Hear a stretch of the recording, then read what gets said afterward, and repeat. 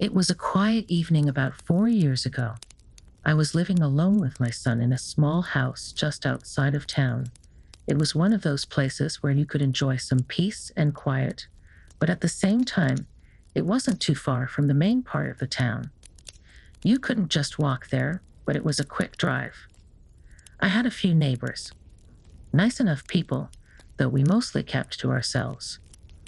It wasn't the kind of neighborhood where people dropped by unannounced or anything. It was just a calm, simple life. That night, my son was already in bed. It was late, probably around 11 p.m., and I was doing what any mom would do after a long day, cleaning up the kitchen, washing dishes, and mentally preparing myself for bed. My dog, Goldie, was outside. She loved the big open field next to our house. She'd run and play, sniff around, and just enjoy the freedom.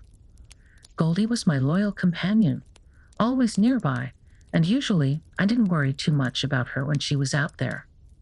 It was her routine, after all. As I scrubbed away at the dishes, humming along to some music playing in the background, something caught my attention. I glanced out the window, expecting to see nothing but the field, but instead, I noticed a light. It was faint, small, but definitely a light, like someone was out there with a flashlight. My first thought was maybe a neighbor was out for a walk or lost something, but then I realized that this light was far too close to my property. I tried to brush it off, but that uneasy feeling started to creep in. I decided it was time to call Goldie back. I opened the back door, stepped out onto the porch, and called her name. She's usually pretty quick to come running when I call, but that night she didn't. I called again. Still nothing. Now I was starting to get worried. I looked out into the field, squinting in the dark, trying to see her. And that's when I heard it. A voice. A man's voice. Someone else was out there, and they were calling my dog. I froze. The voice came from the direction of that light. It wasn't a voice I recognized. And Goldie, my sweet dog, was standing in the field, halfway between me and that stranger's voice. She was confused, looking back and forth between me and the man. My heart was pounding in my chest. I knew something wasn't right, and I couldn't risk letting her go to whoever was out there. I called her again, louder this time, and thank God she listened. She hesitated for a second, but then sprinted toward me. As soon as she reached the porch, I grabbed her, slammed the door shut, and locked it. I turned off all the lights inside the house, trying to stay calm, but also ready for anything. My hands were shaking. I could still see that light out in the field, but it wasn't moving toward the house, at least not yet. I grabbed the only thing I had for protection, a baseball bat I kept in the laundry room. It wasn't much, but it was something. With Goldie at my feet, I walked around the house, checking all the windows and doors, making sure everything was locked. I could feel my heart racing, but I kept telling myself to stay calm, to stay focused. After securing the house, I cautiously peeked out the window. The light was gone.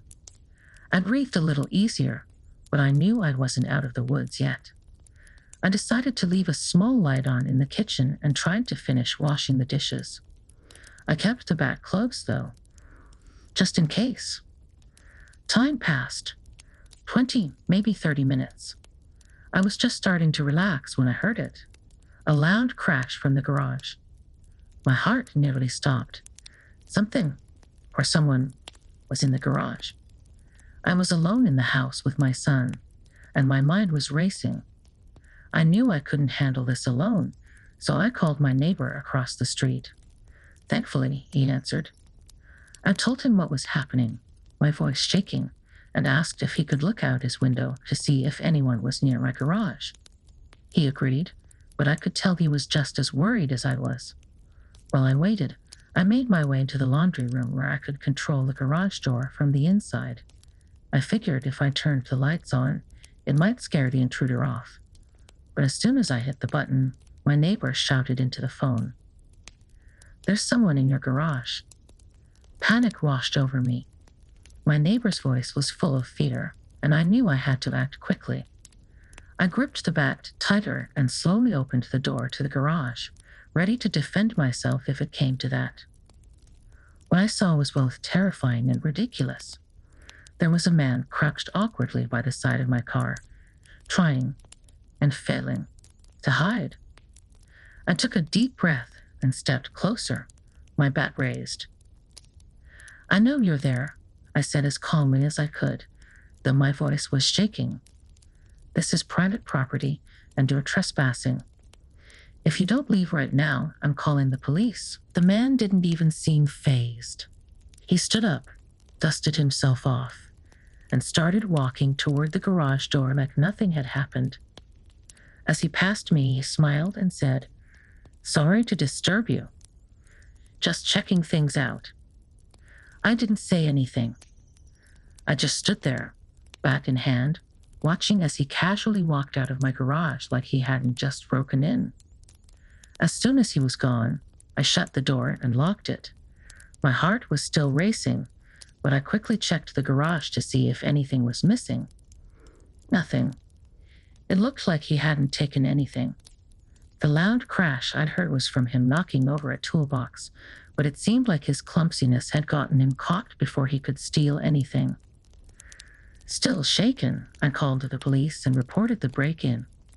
When they arrived, they took my statement and looked around the property. The man had managed to pry open a small window in the garage and squeeze through. It was slightly broken, but thankfully, he hadn't gotten any further into the house.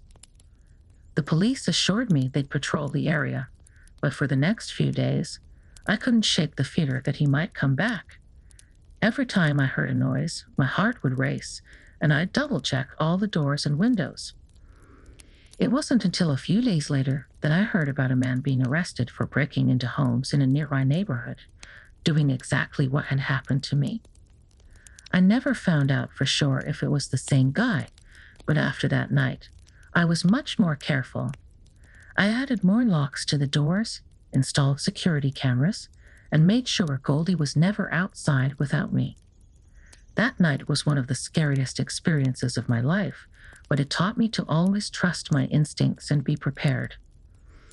If anything like this ever happens to you, don't hesitate to call for help, and don't be afraid to protect yourself.